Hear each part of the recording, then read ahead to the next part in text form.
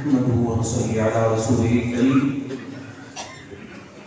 أما بعد فأعوذ بالله من الشيطان الرجيم بسم الله الرحمن الرحيم ومن يسلم وجهه إلى الله وهو محسن فقد استمسك بالعروة الوثقى وإلى الله عاقبة الأمور صدق الله العظيم وصدق رسوله النبي الكريم ونحن على ذلك من الشاهدين والشاكرين والحمد لله رب العالمين.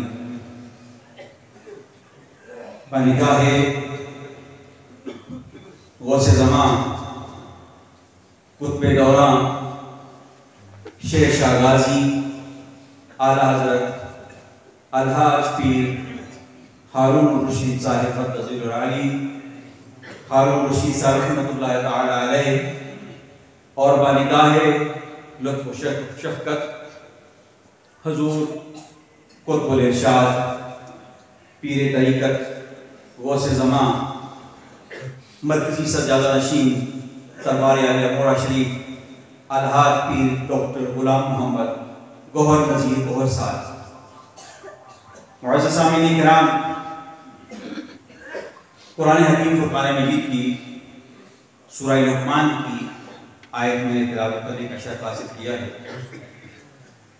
اللہ جل شانہ ارشاد فرماتا ہے وَمَن يُسْلِمْ وَجْهَهُ إِلَى اللَّهِ، جس نے اپنا چہرہ اللہ کے لیے جھکا دیا، وَهُوَ مُحْسِنٌ، اور وہ محسن بھی ہے، فَقَدِ اسْتَمْسَكَ بِالْعُرْوَةِ الْوُثْقَىٰ، اس نے ایک مضبوط دستہ، ایک مضبوط کڑا جو وہ پکڑ لیا. وَإِلَى اللَّهِ عَاقِبَةُ الْأُمُورِ، اور تمام کاموں کا انجام اللہ سبحانہ و تعالیٰ کی جانب.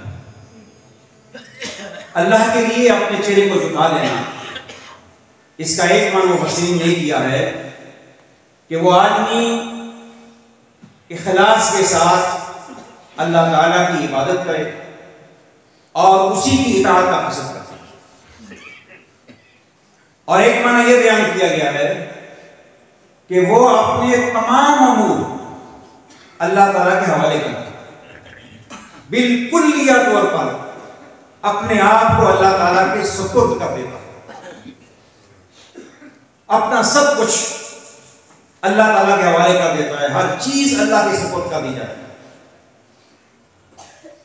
اور وہ محسن بھی ہو.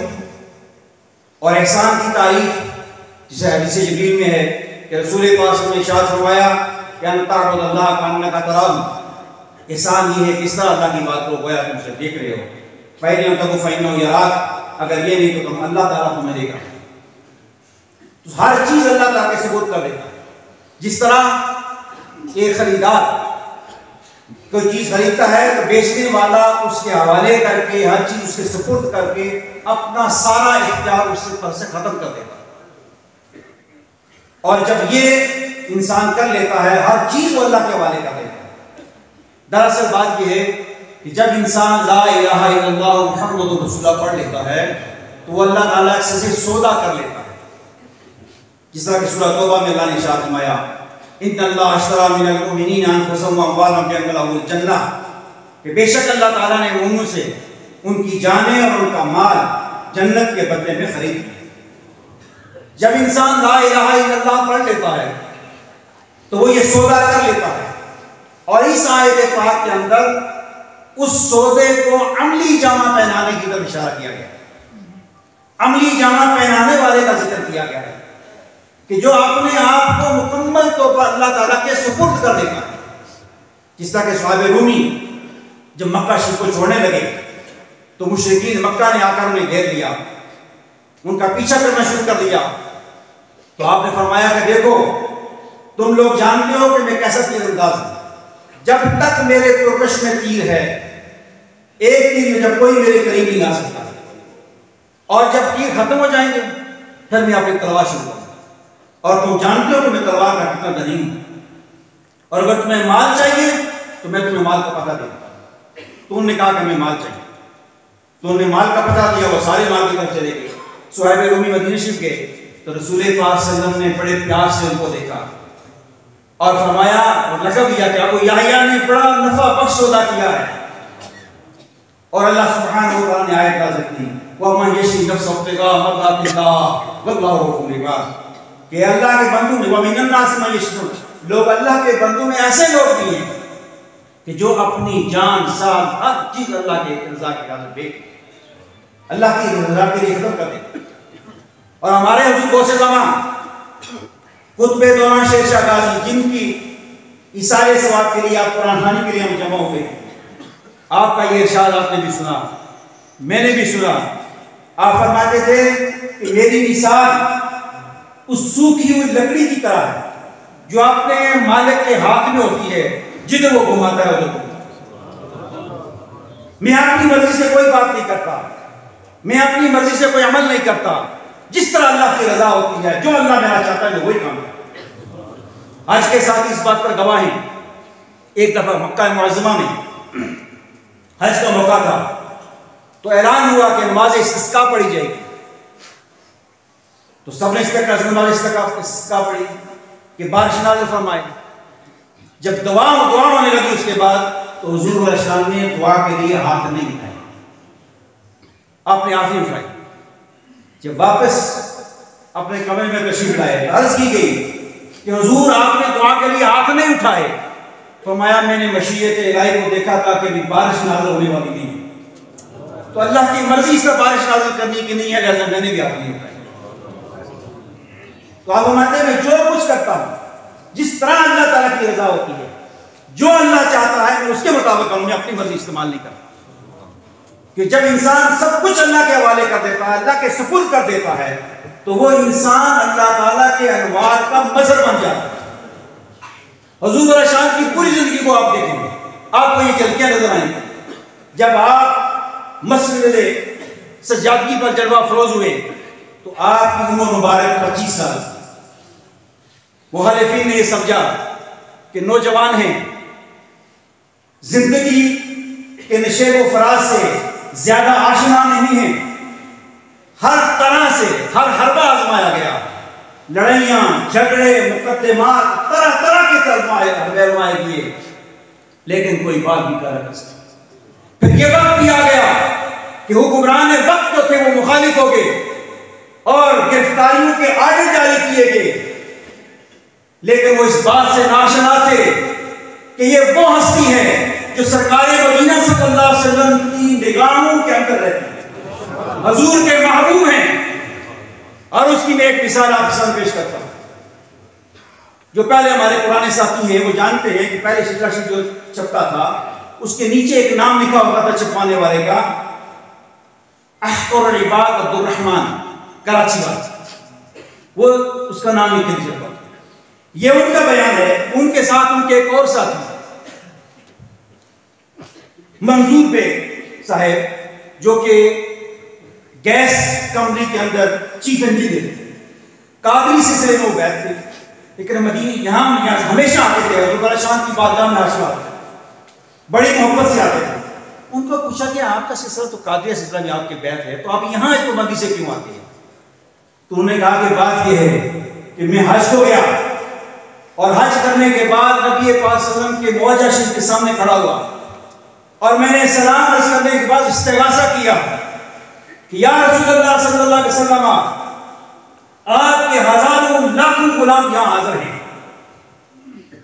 آپ کو جو سب سے پیارا لگتا ہے جو آپ کی نگاہوں میں سب سے زیادہ محبوب ہے مجھے وہ دکھا دے میں اس سے ملنا چاہتا ہوں.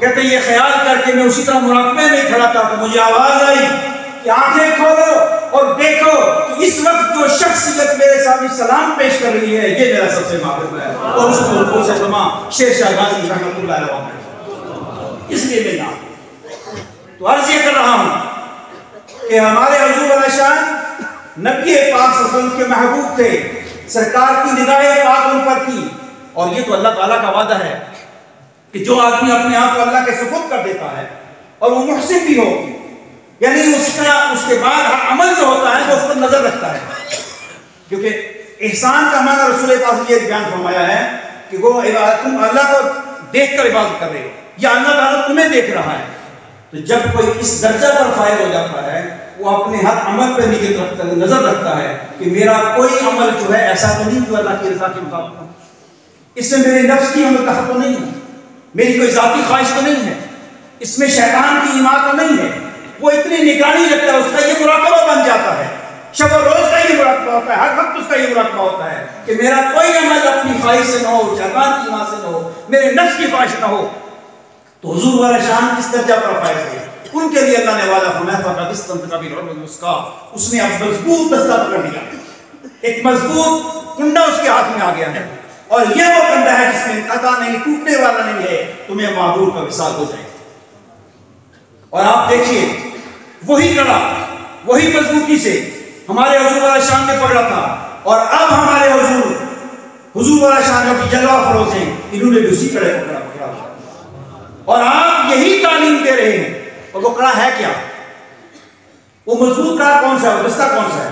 حضرت ابن عباس رضی اللہ تعالیٰ نے اسی آیت کی تفسیر میں فرمایا کہ وہ کڑا ہے لا الہ الا اللہ، فرمایا وہ یہ کڑا ہے۔ اور آپ دیکھیں کہ شب و روز اس کی یہاں تعلیم دی جاتی ہے، ہر وقت اس کی تاکید کی جاتی ہے، اسے پڑھایا جاتا ہے تاکہ ہمارے رگ و ریشے کے اندر، ہمارے ایک ایک روئے کے اندر اس طرح رچ بس جائے کہ سارے اندھیرے، چاہے وہ غیبت کا ہے، وہ چغلی کا ہے، وہ جھوٹ کا ہے، وہ منافقت کا ہے، سارے اندھیرے دور ہو جائیں، سب اندھیرا ختم ہو جائے اور اپنے محبوب سے وصال نصیب ہو جائے۔ اور آپ دیکھیے آخری بات کر ختم کرتا ہوں کہ حضور والا شان کئی اعراض کے موقع پر، موافق کے موقع پر، کئی محفلوں میں یہ بار بار یہ تلقین کرتے ہیں کہ تم جاؤ تو خوشیاں بانٹتے بانٹتے جاؤ، تم واپس آتے ہو، جاتے ہو، راستے میں ہر جگہ خوشیاں بانٹتے بکھیرتے جاؤ، خوشبوئیں بکھیرتے جاؤ۔ اس بات پر غور کیجیے کہ حضور والا شان آپ کو کہاں پہنچانا چاہتے ہیں، ہمیں کہاں لے کے جانا چاہتے ہیں۔ حضرت علی رضی اللہ تعالیٰ عنہ فرماتے ہیں کہ رسول پاک صلی اللہ علیہ وسلم نے ارشاد فرمایا کہ ان فی الجنت لغرفا، کہ جنت میں بالاخانے ہیں، یرا ظہورها من بطونها وبطونها من ظہورها، کہ اس کا اندر جو ہے وہ باہر سے نظر آتا ہے، باہر اندر سے نظر آتا ہے، اندر کیا بات دیکھنا چاہیں باہر سے نظر آتے ہیں۔ فقام اعرابی، ایک دیہاتی اٹھ کے کھڑا ہو گیا، ایک بدو اٹھ کے کھڑا ہو گیا، عرض کی یا رسول اللہ صلی اللہ علیہ وسلم لمن ہے یا رسول اللہ وہ جنت کے بالاخانے ہیں کس کے لیے ہیں، وہ کس کو ملیں گے؟ تو رسول پاک صلی اللہ علیہ وسلم نے ارشاد فرمایا لمن اطاب الکلام وطعم الطعام وادام الصیام وصلی للہ باللیل والناس نیام، فرمایا یہ اس کے لیے ہے جو اچھی گفتگو کرے، جس کی گفتگو بڑی اچھی ہو، اور فرمایا یہ اس کے لیے ہے جو لوگوں کو کھانا کھلائے، یہ اس کے لیے ہے جو ہمیشہ روزے رکھے، یہ اس کے لیے ہے جب لوگ سوئے ہوئے ہوں تو رات کو اٹھ کر اللہ کی بارگاہ میں کھڑا ہو جائے۔ اب دیکھیے حضور والا شان آپ سے کیا فرما رہے ہیں، ہر وقت آپ کو ذکر کی تلقین ہے، خوش اخلاقی سے بات کریں، پیار سے بات کریں، جس کے ساتھ ملے اخلاق سے ملے۔ آپ فرمایا کرتے تم پرابلم کی وجہ نہ بنو بلکہ پرابلم کو سولو کرنے والے بنو، اس مسئلے کو حل کرنے والے بن جاؤ، تمہاری گفتگو ایسی ہو، تمہارا چلنا بیٹھنا ایسا ہو، تم پیار بانٹو، اور پھر لنگر کی خدمت کرو۔ میں یہاں بھی لنگر کی خدمت کرو، جو جہاں مخلوق کے خدا آتی ہے، غریب آتے ہیں، امیر، ہر قسم کے لوگ آتے ہیں، بیمار آتے ہیں، تو سب کے لیے لنگر تقسیم ہوتا ہے، میں لنگر کی خدمت کرو، یہ حکم دیتے ہیں۔ اور پھر آپ فرماتے ہیں کہ روزے کے لیے عملی طور پر جس طرح آپ خود پیر کا اور جمعرات کا روزہ رکھتے ہیں، عملاً یہ بات سکھاتے ہیں کہ ہمیشہ یہ روزے رکھو۔ اور ویسے بھی آپ کو حدیث جانتے ہیں مسلم میں ہے کہ رسول پاک صلی اللہ علیہ وسلم یہ انصاری کی روایت ہے کہ جس آدمی نے رمضان شریف کے روزے رکھے اور اس کے بعد شوال کے 6 روزے رکھے، گویا اس نے ہمیشہ روزے رکھے۔ اور اس کے ساتھ بات یہ ہے کہ نبی پاک صلی اللہ علیہ وسلم سنت برآمد کرتے ہوئے ہمارے والا جان ہر پیر کو ہر جمعرات کو روزہ رکھ کر عملی طور پر ہمیں یہ تعلیم دے رہے ہیں۔ خود تو آپ تہجد کے اتنے پابند ہیں کہ آپ اپنے وطر کی تہجد کی نماز کے ساتھ پڑھیں، ہمیں یہ عملاً تعلیم دے رہے ہیں۔ اب یہ ساری تعلیم ذہن میں رکھ کر پھر سوچئے کہ حضور شان آپ کو کن بالا خاتون جنت کرنا چاہتے ہیں، کس مقام پر لے کر جانا چاہتے ہیں۔ اللہ سبحانہ و تعالیٰ مجھے بھی اور آپ کو بھی مرشد پاک کی تعلیمات پر عمل کی توفیق عطا فرمائے. اللہ تعالیٰ ہمارے حضور کے درجات بلند فرمائے اور ہمیں صحیح معنوں کے اندر طریقت کا، نسبت کا، خدمت خادم بنائے. وآخر دعوانا